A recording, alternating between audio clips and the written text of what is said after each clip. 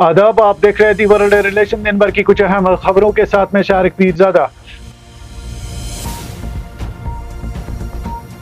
वज़ीर आज़म नरेंद्र मोदी ने आज सिख संगत कमेटी के एक वफद से मुलाकात की। मुलाकात के दौरान वफद ने मुक़द्दस जोरिस साहब की हिफाजत और नुमाइश से मुतल्लिक अपनी सिफारिशात पेश की। वज़ीर आज़म नरेंद्र मोदी ने कहा कि हुकूमत मजहबी वरसे के तहफ़्फ़ुज़ को इंतहाई संजीदगी से लेती है और इस हवाले से कमेटी के नुकात पर गौर किया जाएगा। मुलाकात खुशगवार माहौल में हुई, जिसमें सिख बरादरी के मसाइल पर भी बातचीत की गई। वज़ीर आला उमर अब्दुल्ला ने आज सनअत व तिजारत महकमा के पेशरफ्त का जायजा लेने के लिए एक अहम मीटिंग की सदारत की। इजलास में रोजगार के मौके, MSME की माउनत, स्टार्ट अप, दस्तकारों की फलाह व बहबूद और सनती सरमायाकारी पर तफसीली गौर किया गया। वज़ीर आला ने बताया कि माली साल 2025-2026 में महकमा ने करीबन 4000 करोड़ रुपए से जायद की सरमायाकारी अपनी जानिब मुतवज्जा की है। 1127 नए स्टार्टअप रजिस्टर किए गए हैं, जबकि 4.39 लाख दस्तकारों को बराह रास्त सहूलियात फराहम की गई है। उमर अब्दुल्ला ने इस मौके पर जोर दिया है कि सनत स्टेटस की तामीर बर वक्त मुकम्मल की जाएगी ताकि इसका फायदा बराह रास्त नौजवानों, दस्तकारों और सनतकारों तक पहुंच सके।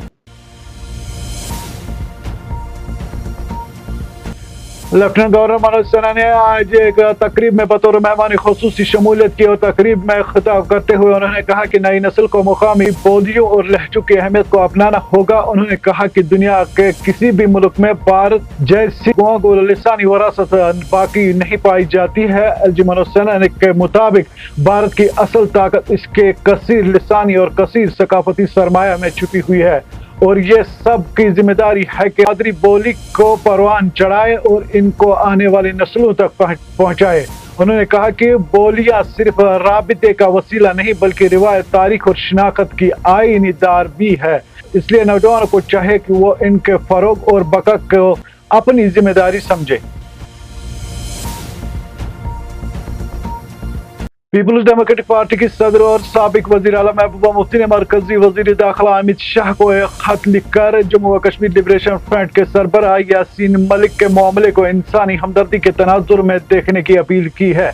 महबूबा मुफ्ती ने अपने मकतूब में कहा कि अगरचे वो यासीन मलिक की सियासी व फिक्री नजरियात से इख्तिलाफ रखती है, लेकिन इस हकीकत को नज़रअंदाज नहीं किया जा सकता कि उन्होंने हथियारों का रास्ता छोड़कर सियासी अमल और पुरअमन जद्दोजहद का रास्ता इख्तियार करने का हौसला दिखाया। उन्होंने मजीद कहा कि अपने फैसले को नज़रअंदाज करना न सिर्फ नाइंसाफी होगी बल्कि जमहूरी अक़दार और सियासी मकालमे के लिए भी नुकसानदेह साबित होगा। डिविजनल कमिश्नर कश्मीर के इत्तलात के मुताबिक गुज़श्ता 2 दिनों के दौरान करीबन 5500 फ्रूट से लदी हुई ट्रकों को वादी से बाहर जाने की इजाज़त दी गई है, जिसमें बागबानों और ताजरों को बड़ी राहत मिली है।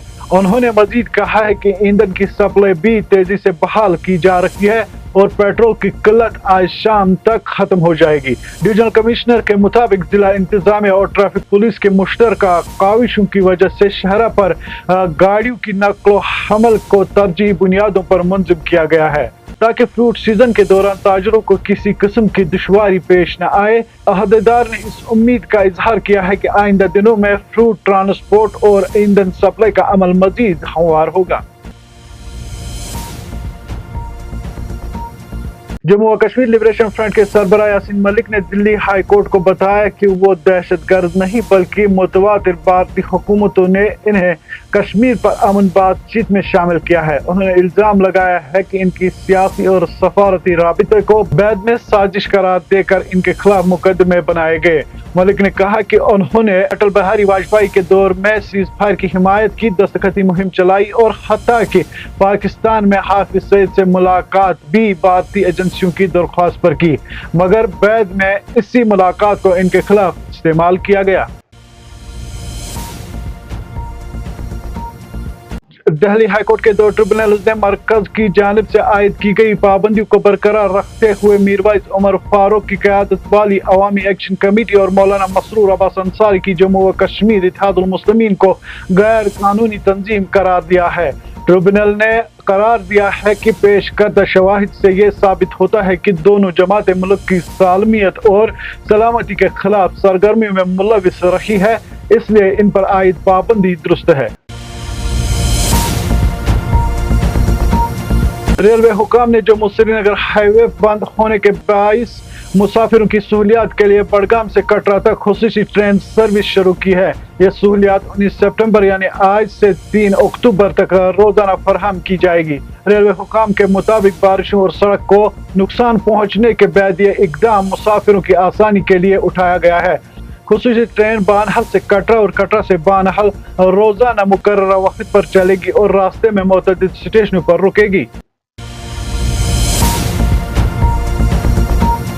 جموں و کشمیر پبلک سروس کمیشن نے leader of opposition Sunil Sharma کی مداخلت کے بعد لیکچرار اور سول جج کے امتحانات ملتوی کر دیے ہیں۔ امیدواروں نے تیاری کے لیے ناکافی وقت اور امتحانات کے شیڈول کے ایک ساتھ آنے پر تشویش کا اظہار کیا تھا۔ سنیل شرما نے اس فیصلے کا خیر مقدم کرتے ہوئے کہا کہ نوجوانوں کے مستقبل پر کوئی سمجھوتہ نہیں کیا جائے گا۔ امیدواروں نے ان کی بروقت مداخلت کو سراہتے ہوئے اسے طلبہ کے حق میں فیصلہ کن قدم قرار دیا۔ پولیس نے 2 الگ الگ کارروائیوں میں بھاری مقدار میں پوسٹ کا بوسہ ضبط کر کے 3 اسمگلروں کو گرفتار کیا۔ اننت ناگ کے بچبیاڑا کے دونی پورہ علاقے میں ایک گاڑی سے تقریباً 136 کلو پوسٹ برآمد کی گئی اور پنجاب کے 2 افراد کو گرفتار کیا گیا۔ سوپور میں صوفی حمام روڈ پر چیکنگ کے دوران ایک لوڈ کیریئر سے قریباً 55 کلو پوسٹ برآمد ہوا اور مقامی ڈرائیور کو حراست میں لیا گیا۔ پولیس نے گاڑیاں ضبط کر کے متعلقہ تھانوں میں مقدمے درج کر کے مزید تحقیقات شروع کر دی ہے۔ پولیس نے کہا ہے کہ منشیات کے خلاف زیرو ٹالرنس پالیسی جاری رہے گی۔